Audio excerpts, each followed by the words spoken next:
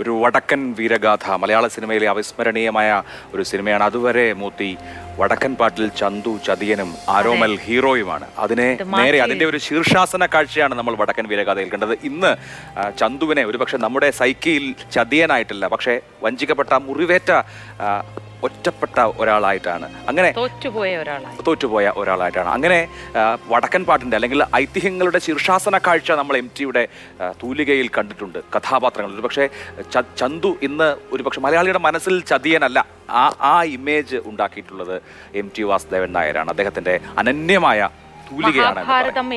ഭീമനിലൂടെ കണ്ടതും അത് MTയുടെ കാഴ്ചപ്പാടായിരുന്നു. ആ തരത്തിലാണ്. തീർച്ചയായും നമ്മൾ അവിടെ ഭീമൻ എന്ന പ്രണയിതാവിനെ, കാമുകനെ കണ്ടിട്ടുണ്ട്, ഭീമൻ എന്ന അച്ഛനെ കണ്ടിട്ടുണ്ട്. 1984 MT വാസുദേവൻ നായർ രണ്ടാം ഊഴം പ്രസിദ്ധീകരിക്കുന്നത്. അതിനു മുൻപ് 1970-കളിൽ ഒരു തവണ മരണം വന്ന് തൊട്ട് മടങ്ങിയിട്ടുണ്ട് MT വാസുദേവൻ നായർ. അതിനുശേഷമാണ് അദ്ദേഹം രണ്ടാം ഊഴം എഴുതുന്നത്. രണ്ടാം ഊഴത്തിൽ MT വാസുദേവൻ നായർ പറയുന്നുണ്ട്, മൃഗങ്ങൾക്കാവാം പക്ഷെ മനുഷ്യന് രണ്ടാമതൊരവസരം കൊടുക്കരുത് എന്ന്. ഒരു പക്ഷേ മലയാളിയെ സംബന്ധിച്ച്, മലയാളി ഇതുപോലെ താതാത്മ്യപ്പെട്ടിട്ടുള്ള ഒരു എഴുത്തുകാരൻ, ഒരു കഥാപാത്രം വേറെയില്ല എന്നാണ് നമുക്ക് MT വാസുദേവൻ നായരെ കുറിച്ചും അദ്ദേഹത്തിന്റെ കഥാപാത്രങ്ങളെ കുറിച്ചും പറയാനുള്ളത്.